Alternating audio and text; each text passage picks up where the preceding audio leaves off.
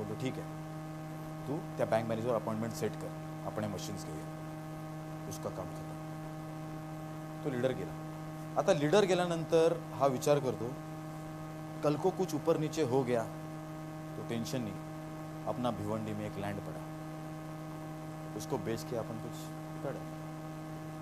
आता कोणी काय केलं, फक्त रिस्क घेतली. आता तो लीडर गेला आणि त्याच्या कंपनीत जाऊन त्याने सांगितलं वर्कर्सना, त्यांना सांगितलं हे बघा आपल्याला नवीन मशीन्स घ्यायचे आहेत, त्याने आपलं प्रोडक्शन वाढेल, पण या मशीन्स आल्या तर काही लोकांना आपल्याला काढणं गरजेचं आहे आणि त्यासाठी आम्ही जबरदस्त VRS स्कीम घेऊन येतोय. आणि त्या VRS स्कीमचा तुम्हाला फायदा होईल, तुम्हाला काही बेनिफिट्स मिळतील, तुम्हाला पैसे मिळतील, त्याशिवाय तुम्हाला इतर कंपन्यांमध्ये जॉब मिळवून देण्याचं काम सुद्धा मी करेन. माझ्या मते जे जे एजेड आहेत त्यांनी ही स्कीमचा फायदा घेतला पाहिजे असं त्यांचं समजावतो आणि 30-40 माणसांना घरी पाठवण्याचा प्रोग्राम करतो. त्यानंतर उरलेली माणसं असतात ती बोलतात की सर आम्ही काय या मशीनवर काम करणार आहे का, आम्हाला सवय नाही, हे सगळं इंग्लिश मशीनच आहे, कम्प्युटराइज मशीन आहेत, आम्हाला जुन्या मशीनवर काम करायची सवय आहे, जर मी नवीन मशीन आणलं तर आम्ही स्ट्राईक करू. मग तो लीडर पुन्हा जातो, त्यांच्या खांद्यावर हात ठेवतो. एकदम जबरदस्त लुच्चे लफंगे माणसं असे लीडर लोक, काम काढून घेण्याची सॉलिड कला असते त्यांच्या. मग जातात त्यांच्या खांद्यावरचे हात ठेवतात, बोलतात हे बघ ही कंपनी का वाढली पाहिजे, या कंपनीचं प्रॉफिट का वाढलं पाहिजे, हे प्रॉफिट वाढलं तर ह्याचे इनडायरेक्ट बेनिफिट्स तुम्हाला होणार, आपण कधी रिसेशनमध्ये वगैरे अडकणार नाही आणि आपल्याला जबरदस्त सिक्युरिटी मिळेल, तुम्हाला ट्रेनिंग बिनिंग करायचं काम मात्र आम्ही करणार, तुम्ही लागा. आणि त्यांना समजावतो आणि ती माणसं कामाला. हे काम किसका आहे, लीडर. मॅनेजर काय करताय, चगन आला की नाही, मगन गेला की नाही, स्टीलचं काय झालं, अरे त्या चेकचं काय झालं, अरे ते बिल पाठवलं की नाही, अरे तू तिकडे काय करतोयस, अरे कामवाल्या पाठव, अरे सरांच्या कारमध्ये प्रॉब्लेम आहे, सर्व्हिस सेंटरला घेऊन जा. आणि तुला सांगितलं होतं अरे तिवारीच्या चेकचं काय झालं, अरे तुला सांगितलं कळत नाही, तिवारी असा चेक देत नाही, तुला तिकडे मागावा लागतो, जा तिकडे. आणि तू काय करतोस, हे काम कोणाचं आहे, मॅनेजरचं. हे मॅनेजर काय, तुम्हाला काय रिअलाइज आहे, तुम्ही कुठे आहात, हॅलो, तुम्ही कसलं काम करता, हॅलो, लाजू नका. म्हणजे वन मॅन शो नाही, तुम्ही ऍक्च्युली मॅनेजर आहात. ऍक्सेप्ट करायला जरा त्रास होतोय, but we have become managers. आपलं काम काय आहे, उद्योजक. काय काय लोक बोलतात सर लिडरशिपचा मी कोर्स बिर्स करून आलोय, मी म्हणतो त्याच्यात पडायचं नाही, ते आपलं काम नाही.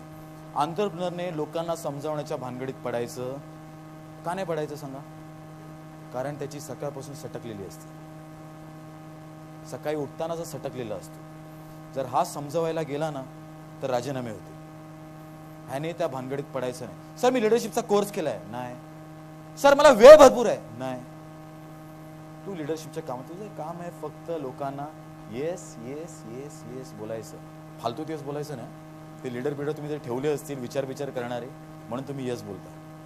ऑलराइट, आपका काम है सिर्फ फायनान्शियल रिस्क. मला सांगा आपण ही कामं तिन्ही एकच कधी करू शकतो,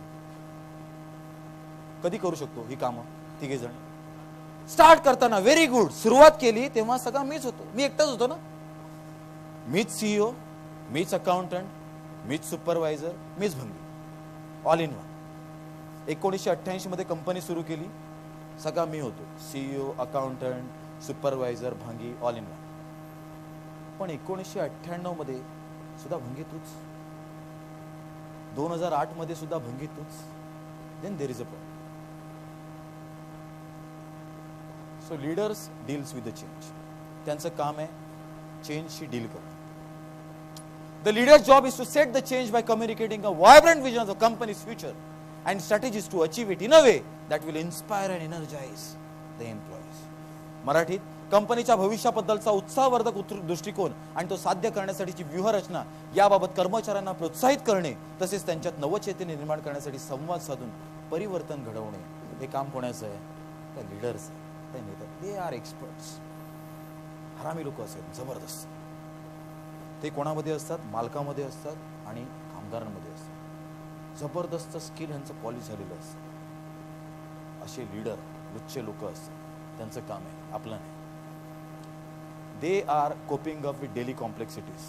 it brings order and predictability situation management. Receptionist गेली की नवीन रिसेप्शनिस्टला आणायचं, तिला सांगायचं हे असे फोन ट्रान्सफर करायचे, हे करायचं, ते करायचं, हे इकडे फोन द्यायचे नाही, तिकडे फोन द्यायचे नाही, सगळं समजावलं, तिला आणून बसवलं, सेट केलं, झालं.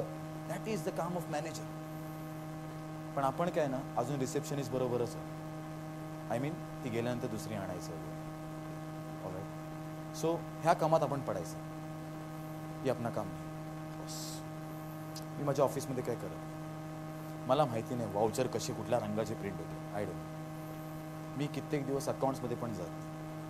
I don't look into. मला आवडतं लोकांबरोबर बोलायला, त्यांना इन्स्पायर करायला, त्यांच्या धंद्यात वाढ करून द्यायला.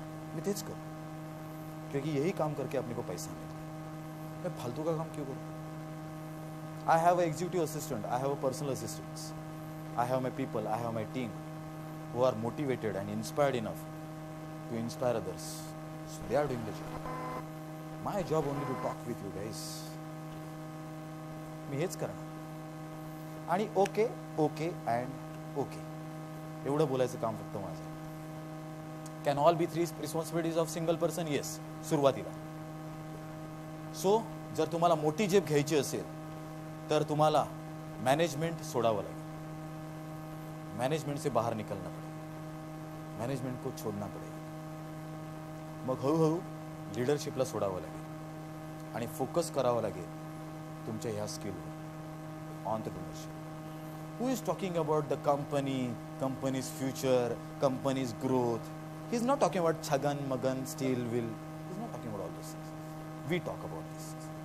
हे सोडायला पाहिजे. तुम्ही कधी मोठ्या मोठ्या ऑन्टरप्रिनर्सचे जर काही इंटरव्ह्यू टीव्हीवर बघितले ना, बिझनेसमॅनचे, ते कधी बोलत नाहीत की मला एवढे पैसे कमवायचे आहेत, आज मी गल्ल्यात एवढे आणले, रतन टाटा बघितलं आज मी आहे ना 10 नॅनो विकल्या आणि मला एवढे एवढे मिळाले, असं कधी बोलणार नाहीत. He will talking about growth. यार टाटाचे पुढचे प्लॅन्स काय आहेत, पुढचे आमचे स्ट्रॅटेजीज काय आहेत, आम्ही कुठल्या नवीन मार्केटमध्ये एंट्री करणार आहोत, आम्ही कोरसला एक्वायर करण्यासाठी काय करणार, आम्ही जगवारसाठी काय करणार, आम्ही लँड रोवरसाठी काय करणार, हे सगळं प्लॅन सगळं त्याचं चालू असतं. स्टारबक्स बरोबर आम्ही जॉईंट म्हणजे हे सगळं तो बोलतो. आपण जेव्हा बोलतो ना त्या तोंडातून एकच येतं, रोकडा, पैसा. आपल्याला वाटतं धंदा म्हणजे पैसा. बॉस, धंदा म्हणजे पैसा नाही. धंदा is much beyond that. Where do we feel, where do we fail? Ownership. मला सांगा इन्फोसिसचा ओनर कोण? हॅलो, इन्फोसिसचा ओनर कोण? नारायण मूर्ती. कोणी? नारायण मूर्ती कोण? कोण आहे इन्फोसिसचा ओनर? Very good. हे आपल्याला माहित असलं पाहिजे. इन्फोसिसचा ओनर नॉर्मली बोलतो नारायण मूर्तीचं नाव डोळ्यास मध्ये कोणतरी बोललं पुटपुटलं. पण नारायण मूर्तीकडे कंपनीचे किती टक्के शेअर आहेत माहितीये? किती टक्के शेअर आहेत नारायण मूर्तीकडे?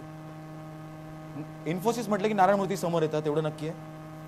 महिंद्रा अँड महिंद्रा बोललं की आनंद महिंद्रा समोर येतं एवढं नक्की आहे. किती टक्के शेअर आहेत नारायण मूर्तीकडे कंपनीचे? 40%. ओके, अजून काही? किती आहेत? 2%. अजून किती? अजून कोणा काय बोलायचं? ओनर म्हटलं नारायण मूर्ती 20%. ओके, 5%. 0.33%. 0.33%. अपने पास कितना है? गल्ला.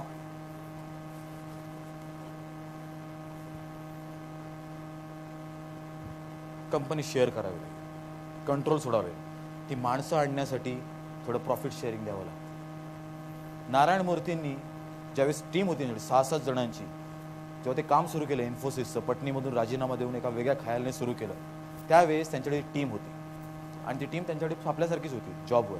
पण जेव्हा IBM इंडियात आली तेव्हा IBMने फटाफट IT मधलं जे टॅलेंट आहे ना ते IBM मध्ये घ्यायला सुरुवात केली आणि नारायण मूर्तींना वाटलं की उद्या ह्या लोकांना पण घेणार.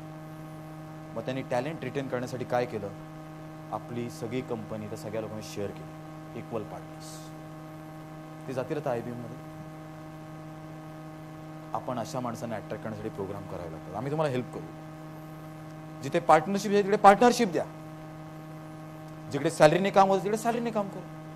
दोन्ही ऑप्शन आहेत तुमच्याकडे. पार्टनरशिपचे प्रकार आहेत, वेगवेगळ्या पद्धतीने तुम्ही स्टॉक ऑप्शन देऊ शकता. You can do lot of things, पर हे सीखना पडेगा. ओनरशिप. शेअर होल्डर कधी कंपनीत येत नाही. हॅलो, तुम्ही जाऊ शकता रिलायन्सच्या मुकेश अंबानीला, ए रिलायन्स का 100 शेअर है मेरे पास, तू निकल, आज मैं बैठता हूं, असं बोलू शकता? नाही बोलू शकता. You cannot do that. Share holder company जात नाही. मग तुमच्याकडे 100% शेअर आहे, तुम्ही का जाता? स्टेक होल्डर कंपनीचा. Narayana Murthy is a stake holder, is not a share holder. त्याला आपण कंपनी चालवायला दिलेलं आहे. रतन टाटांना आपण कंपनी चालवायला दिलेली आहे. He is a stake holder, is not a share holder. Share holder आपण 100% मालिक. ए मेरे को मालिक बोल. कोई सेठ बोलता है तो अपने को बहुत अच्छा लगता है. शेट आले शेट. अरे काय शेट करायचे, इतकी वर्ष केलं, शेट केलं कंपनीत, बाई काय नाही केलं. Share holding versus stake holding हे शिकवलंय. Be a stake holder. Respect मागून नाही, रिस्पेक्ट मिळाला पाहिजे. माझं तर वेगळेच फंड आहेत. मला असं वाटतं की उद्या कधी काही वर्षांनी मी कंपनीत जाईन, मोठी ऑर्गनायझेशन असेल, माहीत पण नाही पाहिजे ओनर कोण आहे कंपनीचा. असा गेलो रिसेप्शनला माहीतच नाही, ती बसली आहे. दुसऱ्या जुन्या माणसाने सांगितलं, अरे ते बघा ते स्नेहल कांबळे कंपनीचे ओनर आहेत, ते गेले. नंतर ती उठली पाहिजे, गुड मॉर्निंग. आपल्या बाबतीत काय होतं, आपल्याला सगळे ओळखतात कंपनी. आपल्या बिल्डिंगचा भंगी पण आपल्याला ओळखतो, एवढी आपली ओळख आहे, पॉवरफुल. स्टेक होल्डर बन. वोडाफोन मध्ये जाऊन विचारा एखाद्या माणसाला, इसका मालिक कौन है? वो बोलेगा मालिक कौन है मालूम नहीं, 30 तारीख को पगार मिलता है. मालिक कौन है मालूम. अपने इधर साला हाफ डे कट करने को भी अपन ही बैठे. Loyalty to Comrades.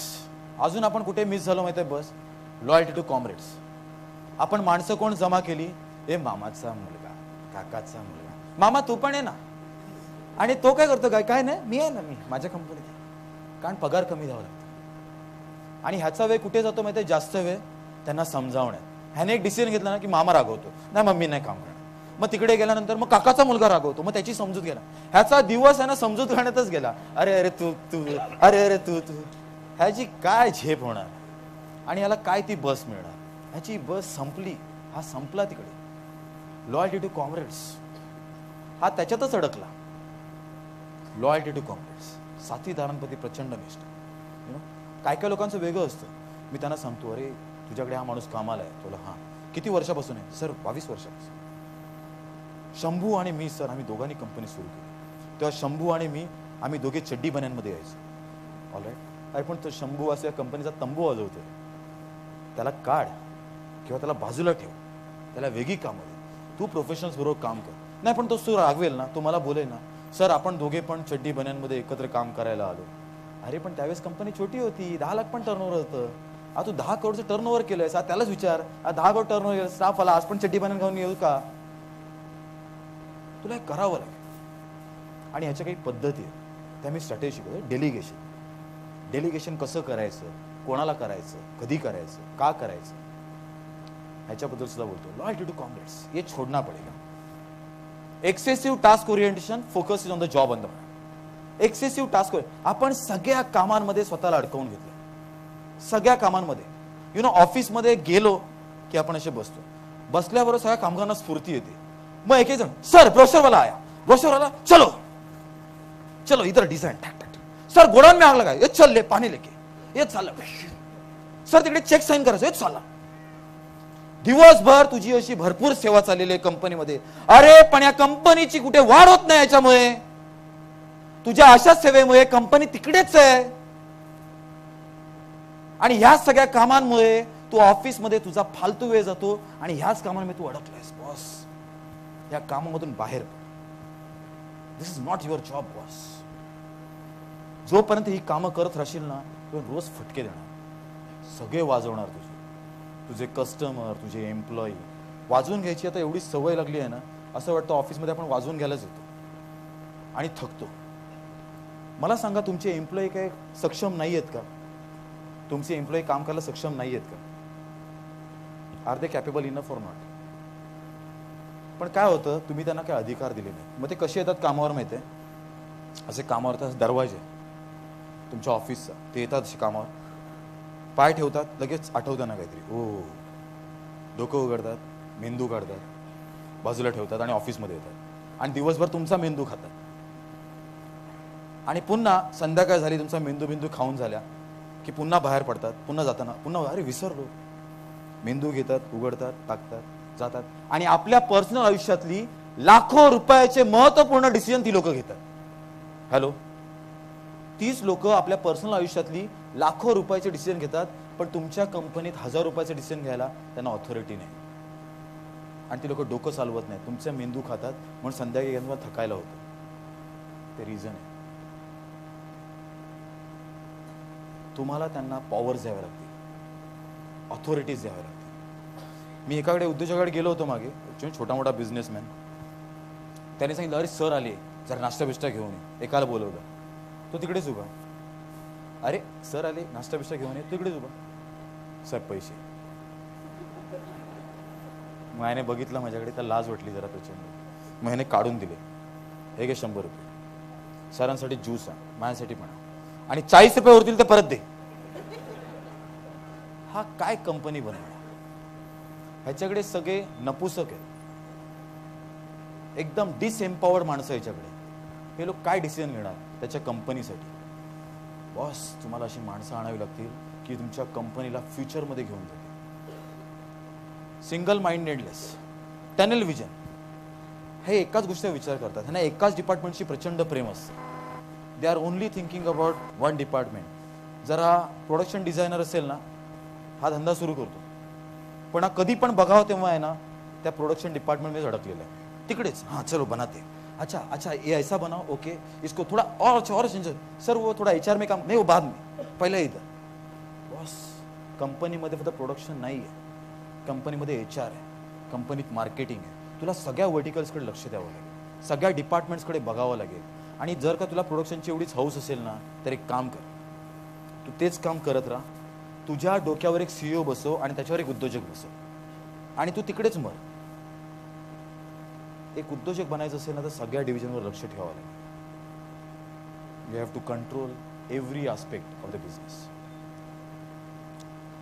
काही लोक असतात वर्किंग इन आयसोलेशन. त्यांना वाटतं या कंपनीत जर का जबरदस्त कोण काम करणारा माणूस असेल ना, मैं, बाकी सब साले गधे इधर. ये कंपनी में अगर अच्छा काम कोई कर सकता है ना, तो सिर्फ मैं. मेरे अलावा इस कंपनी में कोई अच्छा काम कर ही नहीं सकता. मग काय करतो त्यासाठी? सकाळी 8 वाजता कामावर येतो. 8 वाजता कामावर येतो. हा पहिल्यांदा येतो. कोणाबरोबर? पिऊन बरोबर येतो. तो आणि पिऊन. कधी हा वाकून शटर उघडतो, कधी तो उघडतो, एवढाच फरक, बाकी काही नाही. मग शटर बिटर उघडतात, हा बसतो. मग याच्यासमोर एक एक माणसं यायला लागतात. अकाउंटंट येतो, रिसेप्शनिस्ट येते, सगळे यायला लागतात. संध्याकाळी 6 वाजता सगळे जायला लागतात. हा सेवा करत बसलाय. सगळ्यात जास्त काम करणारा ग्रेट वर्कर कोण आहे? हा. आणि ह्याला बोलतो आम्ही chief worker. Chief, he is a chief worker and also a cheap worker. साला पगार भी नहीं मिलता उसका. Chief worker and cheap worker, ही अशी गोष्ट. That are 4 types of enterprise असतात. बऱ्याच लोकांचं लक्ष प्रॉफिटकडे असतं. Profit. For them every transaction should be a profit. प्रत्येक ट्रान्झॅक्शन त्यांना वाटतं की ते प्रॉफिटच असलं पाहिजे. आज एक बॉक्स